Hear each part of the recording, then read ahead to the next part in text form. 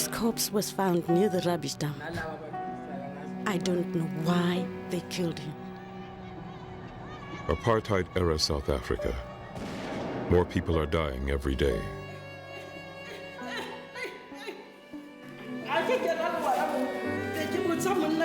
I asked the man, "Who is this person you have buried in my son's grave?"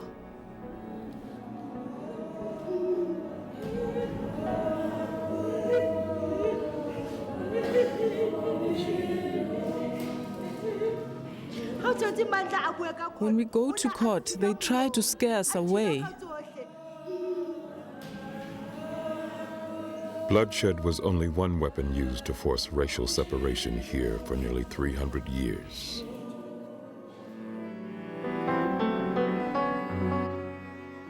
Blacks and whites fought back with nonviolent protests and attempts to talk peace.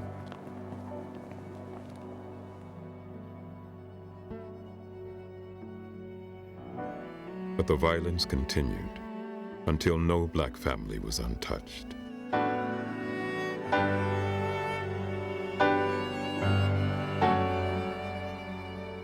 And the once cautious voices of some leaders, like Nelson Mandela, turned strident.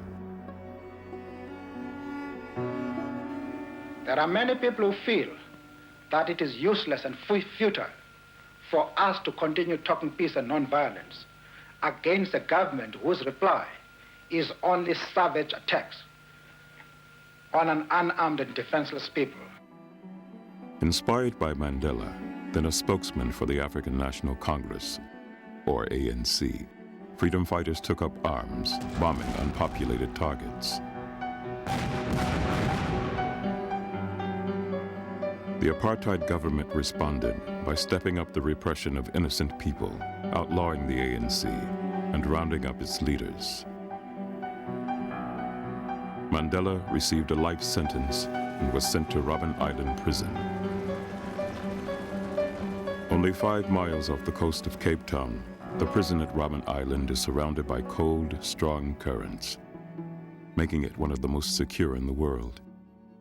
Inmates there were considered enemies of the state and were treated accordingly. Separated from the mainland, beaten, starved, and tortured physically and psychologically. Despite this, it was here that Mandela and fellow inmates planned for South Africa after apartheid. A peaceful, egalitarian society based on reconciliation between the races. Reconciliation between centuries-old enemies.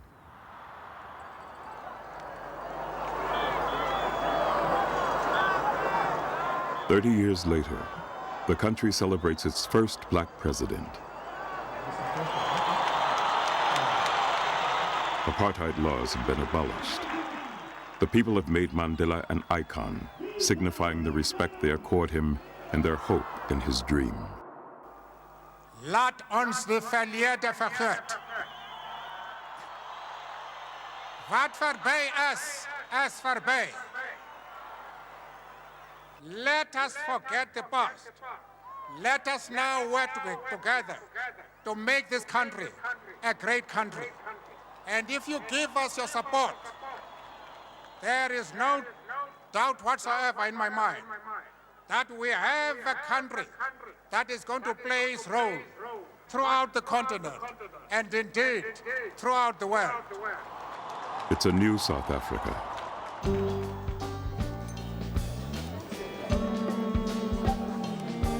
The end of apartheid has meant dramatic increases in the opportunities for blacks.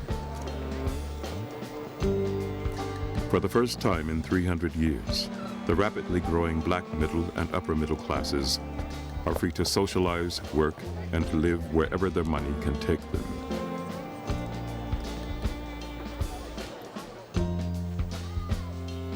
Life for many of them is sweet.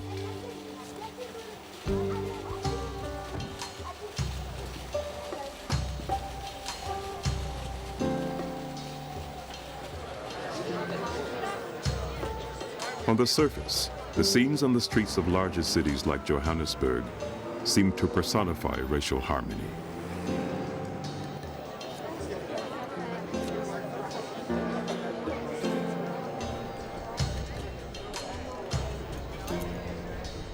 The same is true in Cape Town, where races mingle in ways previously considered illegal and unthinkable.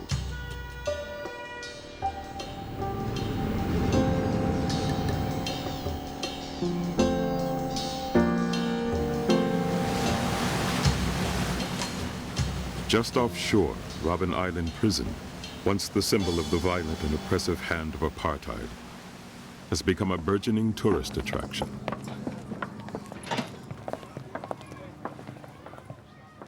It's as if some here have forgotten the past. Okay, this was Nelson Mandela's cell. But for others, forgetting is not possible.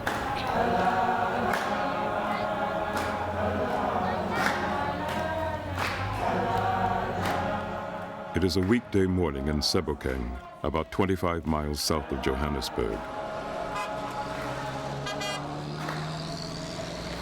The township is home to nearly 200,000 people, none of them white.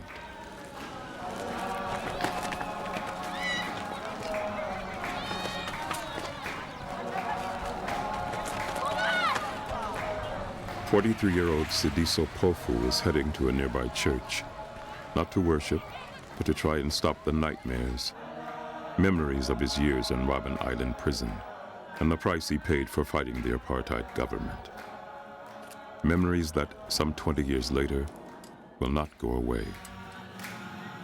And they will keep you naked, tie your legs from behind. They'll use electric shock on your testicles. They are putting a sack on your head.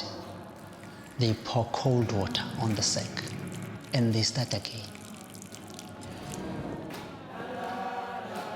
Today, Sidiso seeks strength from the Kulumani group. These survivors of apartheid violence come together to support each other and speak of their own personal nightmares. The new South Africa requires that races reconcile and asks people like these, many of whom still reside in the depths of poverty, to live peacefully with those they hold responsible for their misery. A step made more difficult by the magnitude of their personal losses.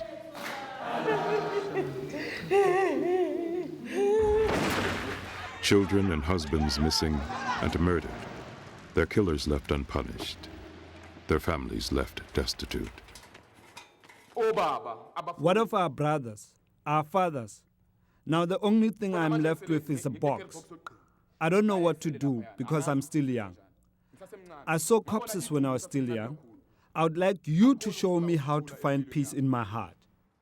The people with the least were asked to forgive the most. I don't want to behave like Comrade President Nelson Mandela, who will embrace his torturers.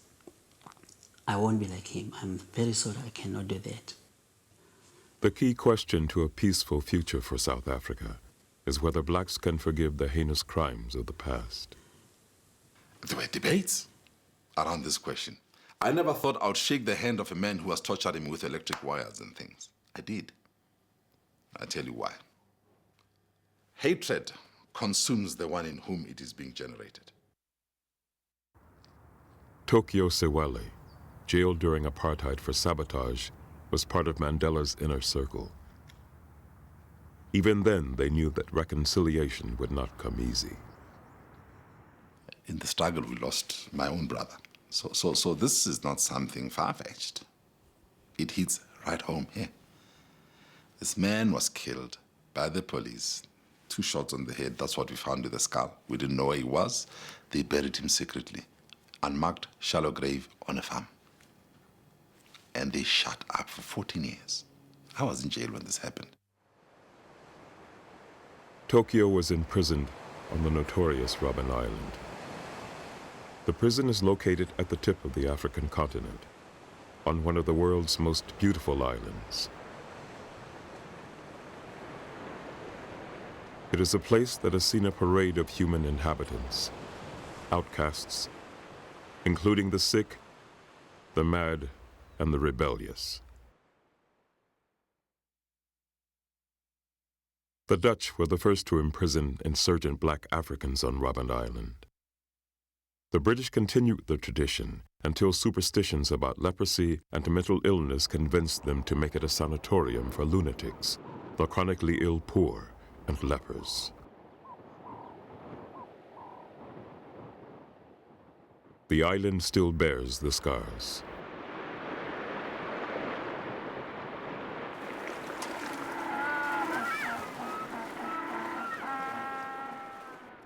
Prisoners never saw the beautiful side of the island. Their memories of it are much different. When the apartheid government opened the maximum security prison in 1960, they built a special block of 30 single cells, Section B, for high-profile political prisoners, including Nelson Mandela and Tokyo Sewale. Tokyo spent 14 years imprisoned behind walls like this one.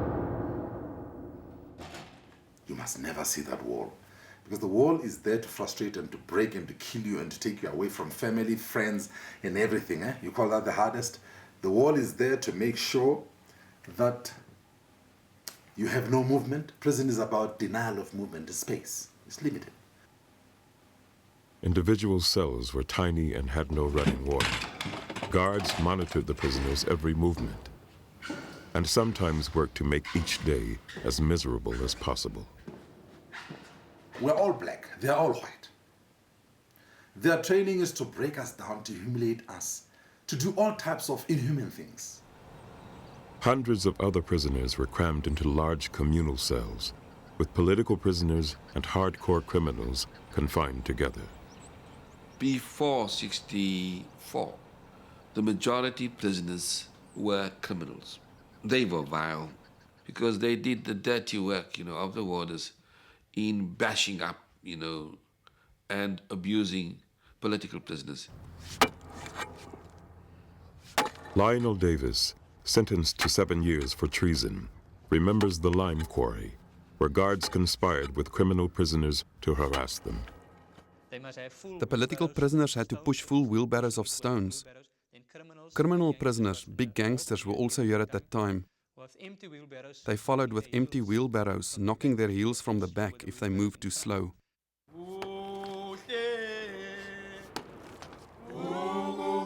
The lime quarry intensified the effects of the sun. To keep spirits up and to avoid passing out, prisoners sang.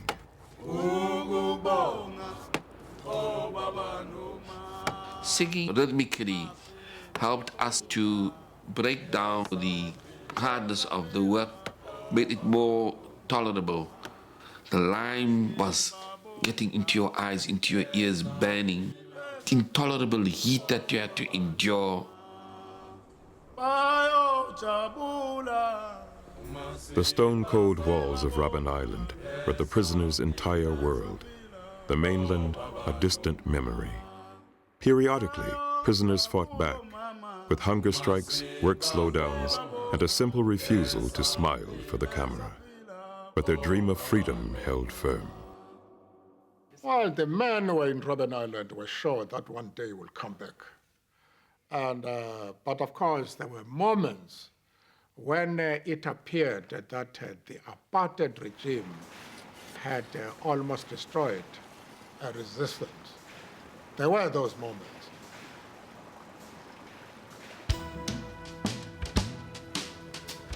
On the mainland, those moments may have seemed to last forever. In the 3 centuries of forced racial segregation, Black South Africans created a world of their own, where the sense of community was strong.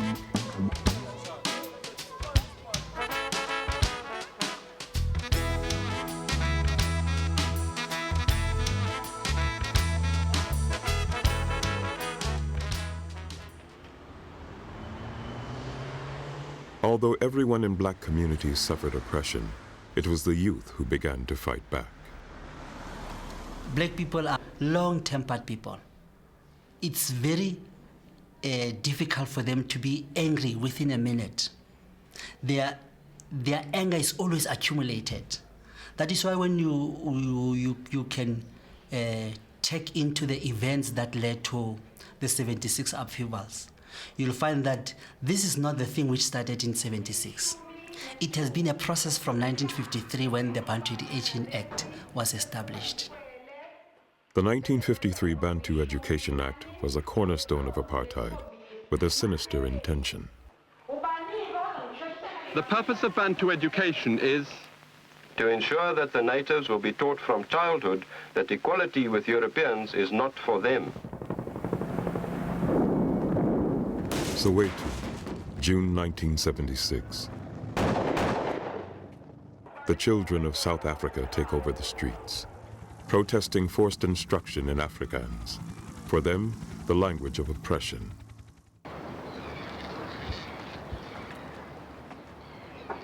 Avril Brandt was then a high school student in Cape Town. Her attitude about the uprising was typical of many white South Africans. What I can remember about 1976 is I couldn't understand why these children, why these black and colored children are burning down their schools. You know, that was totally beyond my understanding at that time. And of course, nobody told us. Within a year, 600 students were dead, shot down by police.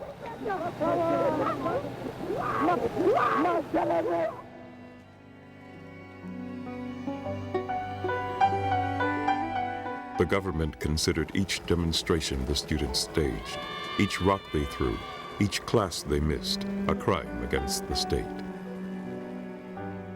Yet each action struck a chord for freedom and a death knell for apartheid. White people were led to believe that the black people were communists and devils and terrorists. The indoctrination, black people are stupid. How can they ever run a country? That kind of thing.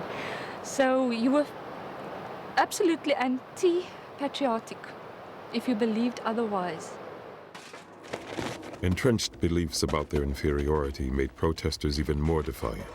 Thousands were arrested, including one of their student leaders, Sidiso Pofu. I never regarded myself as a terrorist. I regarded myself as a freedom fighter. And I thought I was a peace-loving person because I didn't take any arms. I was just talking. But it was a surprise that today I'm called a terrorist. My sole aim was to liberate the black people.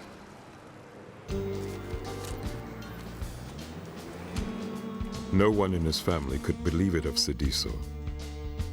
Growing up in Sebokeng with his parents, sisters, and brother, he'd always been the quiet one, the intellectual, the political idealist, the dreamer. Sidiso risked capture, torture, and even death for the cause. He was eventually arrested, detained by police near Sebokeng, and tortured around the clock for 6 months. During the night, they will open a window and hold you with your legs laying, looking downwards. And they'll tell you that if you don't tell the truth, we can leave you here and you'll drop down. And when you are dead, we'll just tell the people whom you are leading that we are trying to commit suicide. You are trying to run away. Sidiso never betrayed his comrades. He was convicted of sedition and sent to Robben Island. Once there, he and other prisoners were cut off from the movement and their families. In a forgotten corner of Robben Island prison, a Discovery Channel camera crew found these remnants of the loneliness prisoners suffered. Boxes of letters and photographs from loved ones, censored by the guards and never received by the prisoners.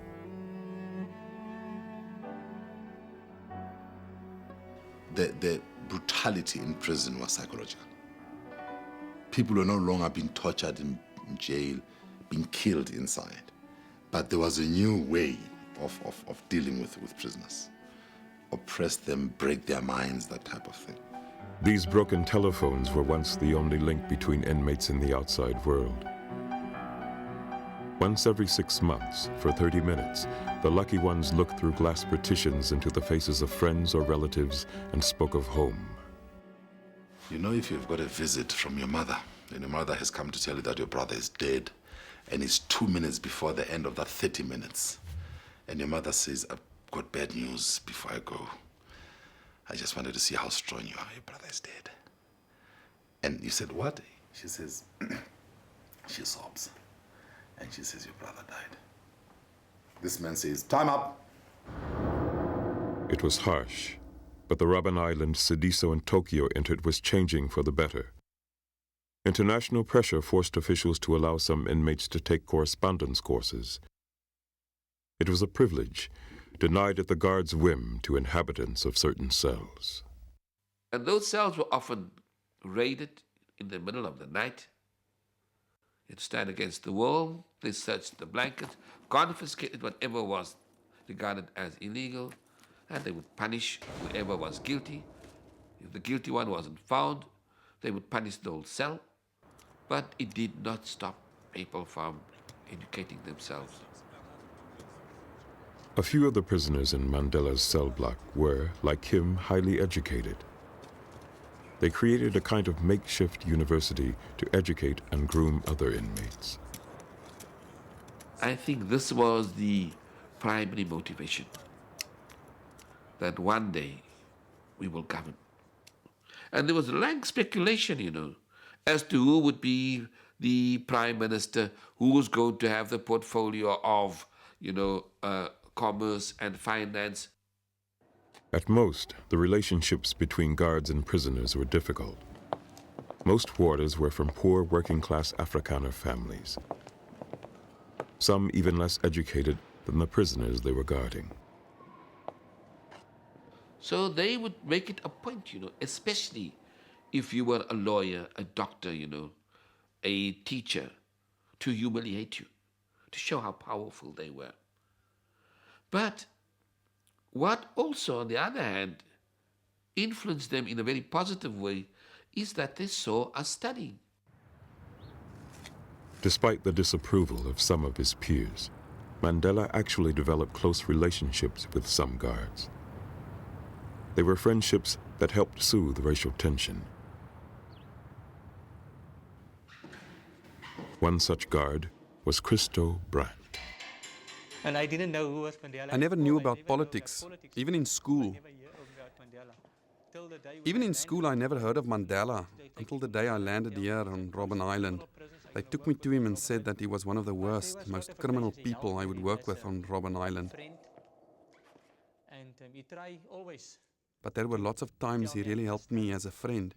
He always encouraged me to learn, to study further. He was always like a father to me. The barracks where Christo and other officials lived on Robben Island was a world away from the prison cells. An all-Afrikaner settlement where apartheid was God's will. First time I set foot on Robben Island, I fell in love with it. It was as if I came home. There's something here that makes me feel I belong here. Typical little village, typical small town mentality, but also very fond of one another, as long as you stayed within the boundaries. Everything was regulated and very strict social control.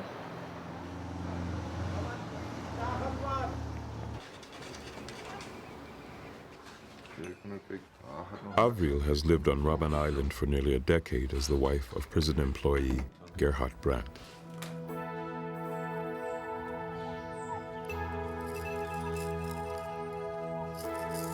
Life here was a continuation of working-class Afrikaner culture on the mainland, where they'd grown up. There were certain things which children simply did not speak about. And growing up in an Afrikaans household, you never questioned your parents. You accepted. Gerhard was first a guard, then a warden at Robben Island Prison. Like other South Africans, he accepted that the best of his country was reserved for whites. For many of them, it was a charmed life.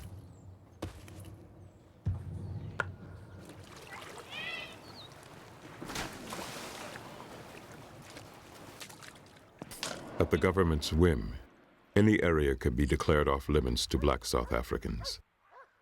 Some wealthy white neighborhoods, surrounded by walls, were totally forbidden unless blacks were servants in someone's home.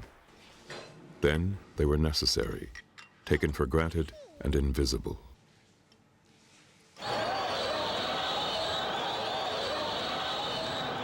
Outside the cloistered walls of white communities, black protests intensified during the early 1980s. So too did police brutality. Statistics collected by human rights organizations show that at least 51,000 protesters were arrested and tortured without trial. 50,000 were hauled into court for a variety of anti-apartheid activities. More than 5,000 people were killed in township clashes with police, and well over 100 political leaders were assassinated by government-sanctioned hit squads. But white citizens here were kept in the dark. The government-controlled media made sure they did not get the full story. And the first time I really started questioning, deeply questioning the whole system was when I went overseas. It was for the first time I was allowed to freely associate. And I came into contact with people who were strongly critical about South Africa. It was not until Avril visited her sister in Europe that she saw and heard how the world viewed the way blacks were treated in her country. The first thing that happens is you go into a state of denial. It's not happening in my country. My people do not do things like that. And then you start to see things on overseas television. You are coming into contact with people who are perhaps exiled, and you start discussing things that you almost felt embarrassed to say you're South African. When Avril returned, she told me about this international group that she joined in there, and she showed me photos. And to me it was upsetting to see a guy from Chile sitting with his arm around Avril at a dinner, and see her standing speaking to a person from Ghana, a black man, and I didn't know what happened to her. The whole country was poised for change. By the late 1980s, international sanctions and internal pressure forced South Africa's economy to the brink of collapse. Activists and labor unions joined ranks, voicing a united demand to end apartheid. Archbishop Desmond Tutu was the single most unifying voice of the time. Continue in the struggle to make South Africa free. From the streets to the pulpit, the Anglican bishop denounced the government to the world. At the height of repression, he called for the dismantling of apartheid, the unbanning of the African National Congress, and the release of all political prisoners. Cape Town, February 11, 1990. The world stopped to watch one man take a few slow steps to freedom.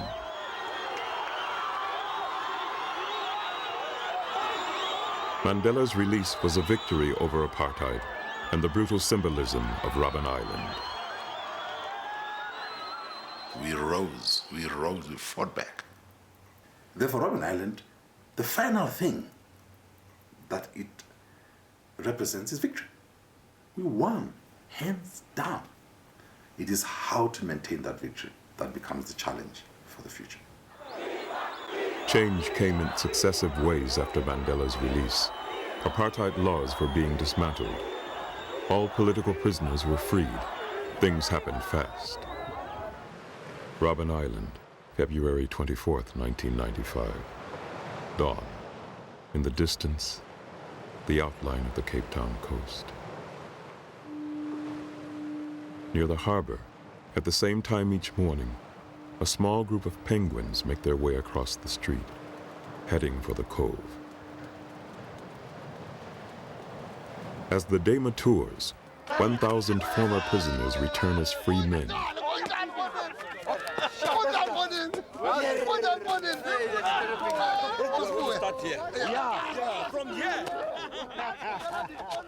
This first reunion brought together comrades who thought they'd never see each other again.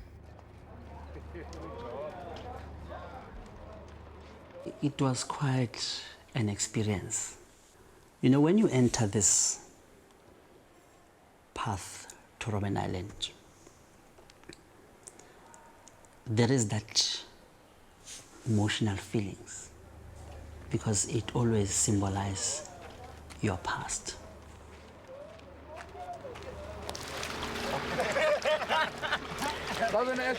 Caught up in the emotion of the day, many ex-prisoners took souvenirs from the sea, an activity not allowed them as inmates.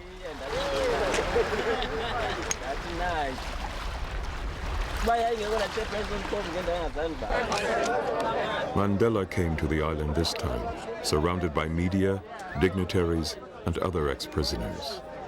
The man who gave 27 years of his life for South Africa's freedom was now its president, an icon of the 20th century.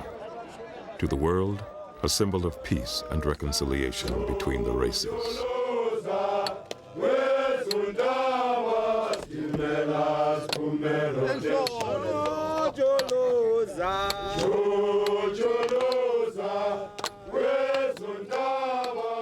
But he struck the right note at the right historical moment. And he didn't waste time. He never failed. He kept those who were remaining behind in the leash and held back those who were running too far ahead. Mandela is well loved and respected by people of all races as a man who devoted his life to the healing of his country. We have succeeded because whatever problems we have, everybody can see that we have achieved something which is hailed by the world as a miracle. Yet even his most ardent supporters admit that his policy of racial reconciliation may foster a false sense of complacency among some South Africans. There is a kind of other entitlement, culture of entitlement amongst whites, that they look at President Mandela and other people and they see this willingness to forgive, and they don't say, hey, aren't we lucky? Aren't we just blessed that we've got people like him and others around? And that basically, for us white people, not a great deal has changed. I mean, we might have lost political power, but we still live in clover. I mean, it's the blacks who live in the shacks. To save my mother's life, must I become a criminal? I have talked to the town council, but they do not take up my complaint. David Ntombeni's brother was killed while attending an apartheid-era wake. That day, more than 40 people were shot down by government-sponsored gunmen. David sees others who now have more than he does, and wonders if their freedom was more costly than his. I would like to ask Bishop Tutu. Bishop Tutu, as you have buried our children, what do you have to say about them? Because it is you who buried them. But at the end of the day, we still do not know where and how they died.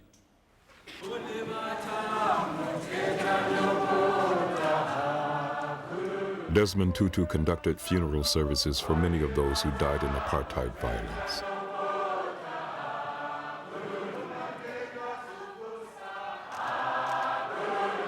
Few people know better the scale of personal loss experienced in this country and the magnitude of expectations leveled at Mandela and his government. We can't do everything. We try a little bit, but I think that we've got to be building up alliances, coalitions in the church and faith communities of people who will stand side by side with those who have gone through these horrendous experiences. Tutu heads the Truth and Reconciliation Commission, or TRC, established as part of the nation's new constitution. The government set up the TRC to help victims rehabilitate their lives, give them audience, and encourage perpetrators to publicly confess their wrongs. The Commission accepts applications for amnesty from those who want to talk. Some of them already convicted and in prison. Others apply to tell their stories in hopes of escaping punishment. One such application came from former security police captain Dirk Coetzee. He came forward to fully detail atrocities committed under orders. Drops were administered to Sizwe Kondile in a drink whilst we were sitting around drinking ourselves. The two junior officers brought dense bushveld wood with tires, and whilst he was lying, Mr. Kondile was lying on his back, shot him on top of the head. There was a short jerk, and that was it. The four junior non-commissioned officers each grabbed a hand and a foot, put it onto the pyre of tire and wood, poured petrol on it, and set it alight. Mandela's miracle, Tutu says, is that some people forgive, despite the horrors committed against them and their loved ones in the name of apartheid. What would you do if you sat in an amnesty hearing and someone was saying of your son, we shot him behind the ear and then we burned his body. And whilst his body was burning on the side, we were having a barbecue. And the chunks of meat, especially the buttocks and the upper parts of the legs, had to be turned frequently during the night. What would you say? I mean, wouldn't you, as a normal mother, say, I'm not ready to forgive people who could commit such horrendous atrocities? The Truth and Reconciliation Commission decides who receives amnesty. No one who appears here has to say they are sorry.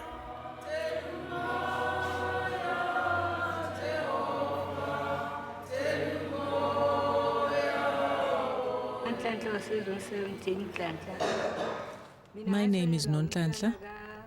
I live in Zone 7. I lost my child in 1991. They are just wasting our time saying we must forgive our children's killers. How can we forgive people who are not sorry?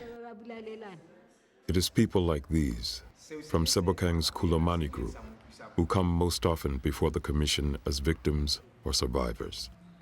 Because they are invited to tell their stories of loss, many mistakenly expect the commission to act for them.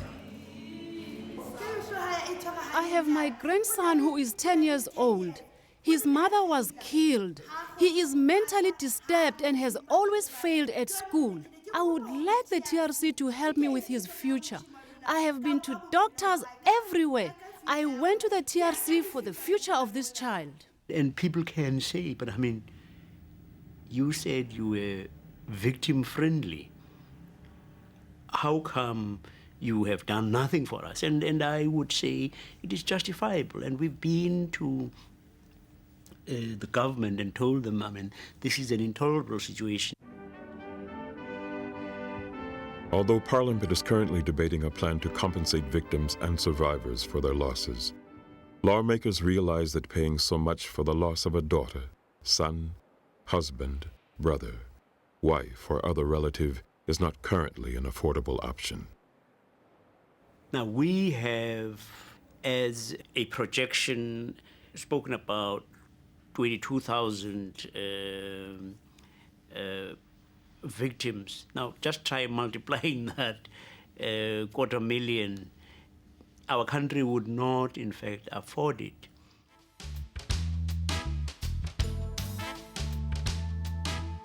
The South Africa Mandela inherited is vast and beautiful. Almost half the population lives outside urban areas. Blacks are the majority.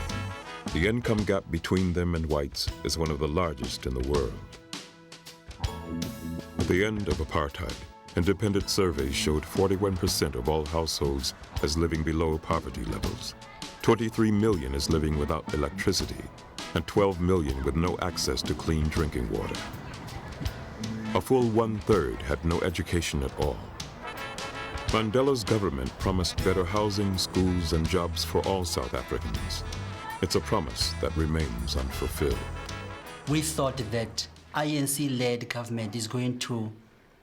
bring us to an equal par with the whites. But instead, we are still not on equal par. The whites are still getting more richer, and the black are still getting more poorer.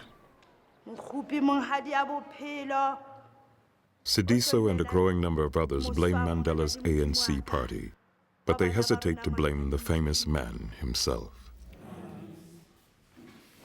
Being oppressed for so many years, the pains we have endured are deeply rooted, and it's going to take us years to really relieve this, because everybody now is internally bitter, and we blacks, we feel we cannot disappoint the old man, President Nelson Mandela.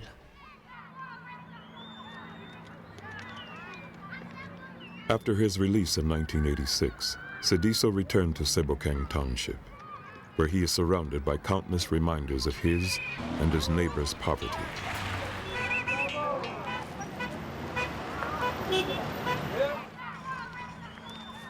He lives with his family in this compound, but this is not the life he fought for.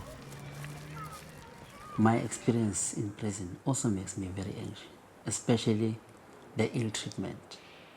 And also when I think of my time,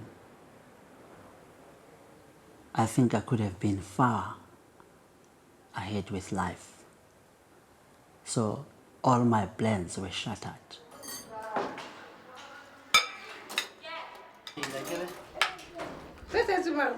Sidiso, his wife Soko, and their 3-year-old Atlahang share what they have with a young niece who has come to stay with them.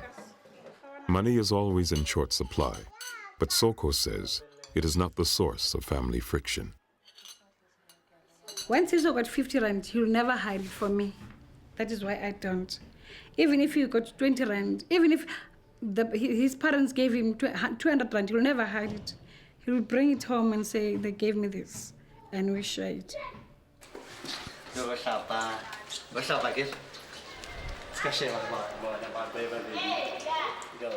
They live in tight quarters. The bathroom is located down the hall. It's a communal one, shared with other residents. Sidiso helps Soko with family duties, as does the niece, who sleeps here, under the stairwell.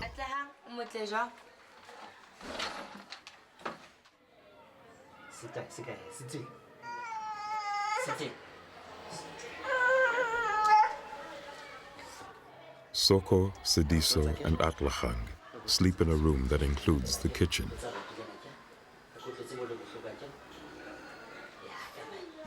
Sidiso has now completed the high school education he began while imprisoned on Robben Island. With a number of community people, he founded this school for disabled children, where he works part-time. For the part-time job that he's doing now, they give him a check maybe after 3 months. I don't know why. As he's working with the disabled people who might used to tell him that leave these people and try and get the better job. But teaching these children is an extension of his political activism and his commitment to the community. So he stays. At the same time, he recognizes that without economic empowerment, nothing will change in the new South Africa. Today, everybody's allowed to do as he pleases. I'm allowed to go to wherever or enter in whatever hotel I wish to.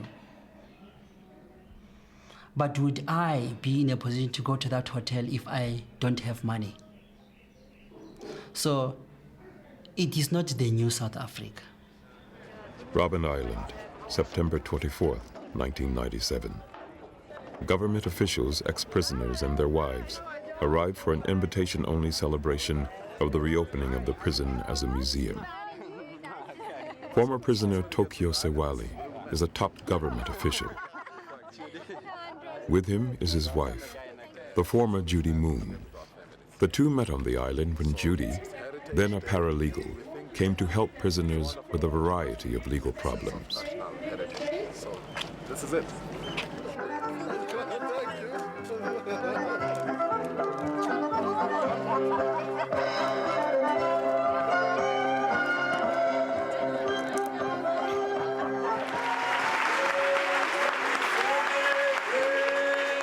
special guest, President Nelson Mandela, declared the prison an international symbol of reconciliation between the races.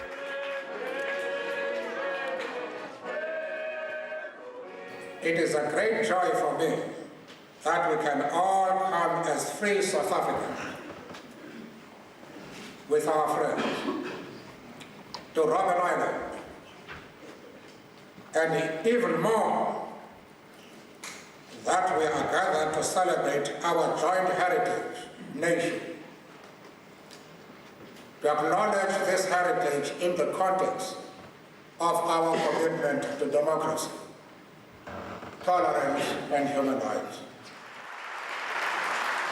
That today's unity is a triumph over yesterday's division and conflict. The grand story of Robben Island is actually the transformation of this jail from the sordid mess. Former prisoner Lionel Davis is now an official museum tour guide. Many political prisoners up to their necks in sand, and the warders would urinate on their heads. On the right-hand side, you'll see the visitor center. So is this woman, Avril Brandt, the former warden's wife. During the day's festivities, even Tokyo steps in as a tour guide. Where are the keys to? Oh, but by the way, this gentleman here, are you? Very well. The last commanding officer? Head of the prison. Yeah, the last head of the prison of Robben Island. The last man to jail us here. He's now a friend. He's part of the ministry and the department. So the whole essence is to show the kind of reconciliation that we have here. You read a lot about... Gerhard Brandt has been appointed the museum's head of security. Gregory, you see how easy it is to take a key from his hand. During those times, we could never, ever have this key. But all the time, without them knowing, we're planning to have these keys. You can go inside and see where the great man used to stay. Some ex-prisoners were not invited to the celebration. Sidiso Pofu is one of them. He is sure that his politics are one reason. After the election, I had this in mind. This is our government. Let us give them time. Maybe those comrades who are in the parliament, they will rethink and reconsider that they were not alone in the struggle. They were their comrades. So they might think of devising some other means for our survival. But nothing has happened. They've even forgotten about us. But from the other end of the economic scale, the view is quite different. We need a large pizza with mushrooms and olives. This is Scooby-Doo. No. This is Batman. Since he left Robben Island, Tokyo has been very successful. Which one is Batman? I'm not sure. Ah, this is Spider-Man. And I've realized political change. And I'm not stopping. I'm going for economic change. It's very tough to go into the world of business, to start something new. But I'm starting it, and I want to tell you, it's going to succeed. Tokyo was elected premier of Gauteng, South Africa's richest province, shortly after Mandela became president. He's no longer in politics, but his experience in government has made him fully aware of the dangers posed by a growing gap between the rich and poor. More of the people will rise against Mandela and say, fine, you've got political power, you've got parliaments, you've got everything. But our life is not changing. And whites are still in control. Be ready, Gabriela. We go. Tokyo, his wife Judy, and their 2 children live in a large, comfortable home in a predominantly white neighborhood. He takes his children to private schools in a chauffeur-driven car. He knows he's an exception, but is sure that eventually the rest of the nation will catch up. You see, people are not looking for big things, big houses like I have, that type of thing, because my income bracket is a bit higher. People are looking for simple things. I must get curtains for my house, there must be a job, there must be that, there must be schooling for my children. Those are the things they are seeing happening.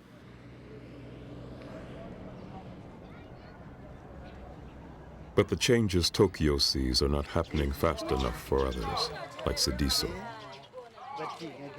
He walks his daughter through the township to her nursery school, a one-room class in a neighbor's home.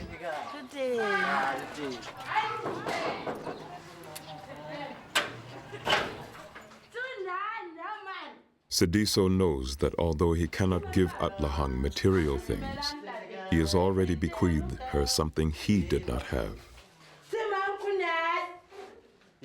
A childhood free of the terrible violence that plagued his own. Twinkle, twinkle, little star, how I wonder what you are. Up a bunch west so black, like that morning sky. Sidiso now wonders when children here will see the better life he and others paid so dearly for.